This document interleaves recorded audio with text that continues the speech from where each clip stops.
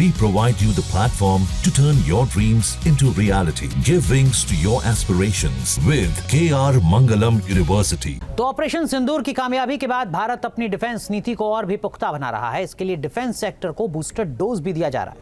यानी इस साल रक्षा बजट में 50,000 करोड़ रुपए की अतिरिक्त बढ़ोतरी की जा सकती है।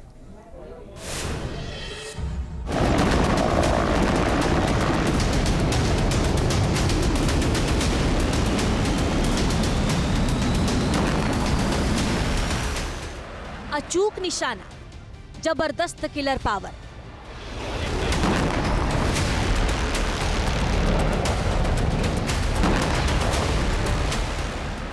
दुनिया के सामने सामरिक शक्ति का अभूतपूर्व प्रदर्शन।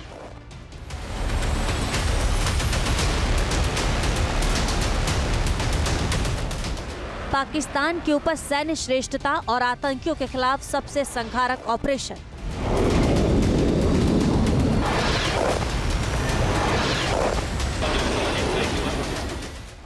ये सब ऑपरेशन सिंदूर से भारत को मिले ताकतवर नतीजे हैं। पाकिस्तान और उसकी आतंकी दुनिया को भारत ने महज 23 मिनट में बता दिया कि अब नए हिंदुस्तान से टकराने का मतलब है उन दोनों के वजूद का मिट जाना।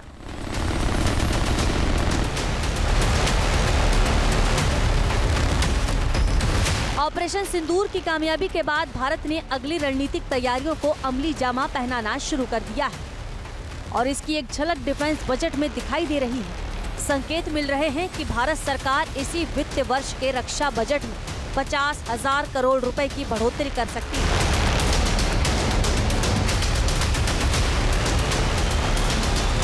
भारत को हथियारों के नए जखीरे और एडवांस एयर डिफेंस सिस्टम के साथ ही मेक इन इंडिया की मुहर वाले आर्म्स, गोला बारूद और नई तकनीक से लैस अत्याधुनिक रक्षा साजो सामान चाहिए। जाहिर है इसके लिए पैसों की जरूरत है और मोदी सरकार देश की सुरक्षा के साथ किसी भी किस्म का समझौता करने के मूड में नहीं है। हमारा जो डिफेंस बजट है वो पूरे देश की जीडीपी के 13% से भी ज़्यादा हो गया है। उसका इस्तेमाल पहले तो शायद भार्गवास्त्र यानी कि वो एंटी ड्रोन सिस्टम जो स्वार्म ड्रोन जैसे इकट्ठे ड्रोन पाकिस्तान से आए थे उनको 2.5 किलोमीटर दूर ही तबाह करने की काबिलियत रखता है। उसकी 3 ट्रायल हो गई हैं, उसमें इस्तेमाल होगा, रिसर्च एंड डेवलपमेंट में इस्तेमाल होगा और नए हथियारों को खरीदने में इस्तेमाल होगा। भारत दुनिया की 5वीं सबसे बड़ी अर्थव्यवस्था है। ऐसे में एक बड़ा मुल्क होने के नाते रक्षा क्षेत्रों में भारत के खर्चों की फहरिस्त भी बड़ी है। LAC, LOC और अब बांग्लादेश 3 फ्रंट पर भारत को लगातार दुश्मनों का सामना करना पड़ रहा है। सीमा पर चीन के साथ भारत के रिश्ते में तब्दीली कभी भी आ सकती है। ऑपरेशन सिंदूर के बाद चीन को हद में रहने की जरूरत है और अब तो रेडिकल इस्लामिक ग्रुप के बांग्लादेश की सत्ता में दाखिल होने के बाद भारत को पूर्वी मोर्चे पर भी हथियारों के साथ मजबूती से डटे रहने की जरूरत है। ऐसे में भारत हथियारों के अलावा रिसर्च और डेवलपमेंट पर पैसे लगाने में कोताही नहीं बरत रहा। 50,000 करोड़ रुपए की बढ़ोतरी के साथ भारत का कुल रक्षा बजट 7 लाख करोड़ रुपए से ज्यादा हो जाएगा। इस साल पेश 2025-26 के बजट में रक्षा क्षेत्र के लिए रिकॉर्ड 6,81,000 करोड़ रुपए का प्रावधान किया गया था, जो पिछले साल के मुकाबले 9.5% ज्यादा था।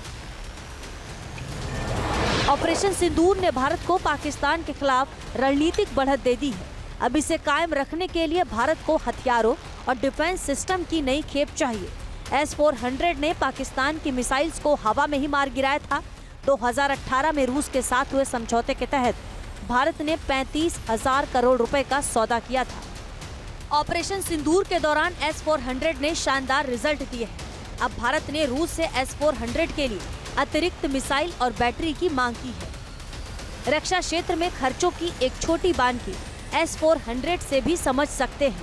एक रिपोर्ट के मुताबिक S-400 में 400 किलोमीटर की दूरी तक हमला करने वाली एक मिसाइल की कीमत 1 से 2 मिलियन डॉलर तक हो सकती है।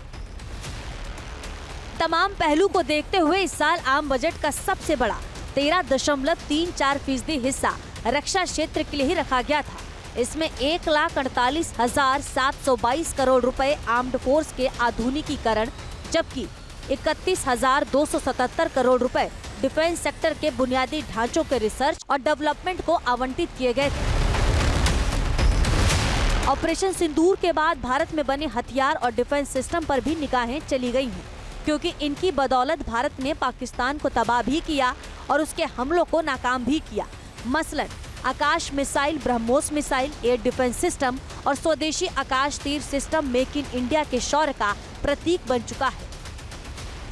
भारत तेजी से ड्रोन पावर बनने की ओर बढ़ रहा है। भारत ने एंटी ड्रोन सिस्टम भार्गवास्त्र का भी कामयाब परीक्षण किया है, यानी भारत अपने डिफेंस सेक्टर को दूसरों के भरोसे नहीं रखना चाहता। S-400 की एक यूनिट और खरीदने के लिए हिंदुस्तान इस एडिशनल फंड का इस्तेमाल कर सकता है। 50,000 crore will be a big boost to the defence industry of India.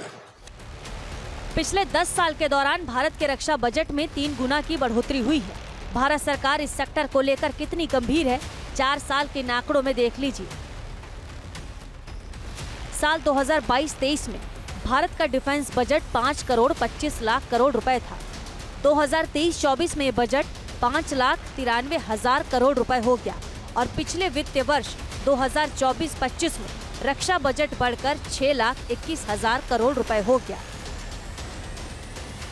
इस साल रक्षा मंत्रालय को 6,81,000 करोड़ रुपए के साथ ही 50,000 करोड़ रुपए का बूस्टर डोज भी मिलने जा रहा है। संसद के शीतकालीन सत्र में इस फैसले को मंजूरी मिल सकती है। हालांकि ऑपरेशन सिंदूर ने पाकिस्तान की रक्षा तैयारियों की तरफ भी ध्यान खींचा है। स्टॉकहोम इंटरनेशनल पीस रिसर्च की एक रिपोर्ट बताती है कि भारत के सैन्य खर्चे में 1.6% की बढ़ोतरी हुई है। दूसरी ओर पाकिस्तान का रक्षा बजट महज 85,170 करोड़ रुपए है। इस लिहाज से भारत का सैन्य खर्च पाकिस्तान के मुकाबले करीब 9 गुना ज्यादा है। भारत को एटमी हमले की धमकी देने वाले पाकिस्तान की अर्थव्यवस्था दिवालिया होने की कगार पर पहुंच गई है। पाकिस्तान को इंटरनेशनल मॉनेटरी फंड के आगे भीख मांगना पड़ा है, लेकिन भारत ने दुनिया को आगाह कर दिया है कि खस्ताहाल पाकिस्तान इन पैसों को कहीं और नहीं बल्कि आतंकियों पर लुटाने वाला है। पाकिस्तान फिर से इस कोशिश में लग गया है कि ध्वस्त हुए आतंकी ढांचे को फिर से खड़ा किया जाए। वहां की सरकार पाकिस्तानी आम नागरिकों से लिया गया टैक्स जैशे मोहम्मद जैसे आतंकवादी संगठन के आका मसूद अजहर को करीब 14 करोड़ रुपए देने में खर्च करेगी।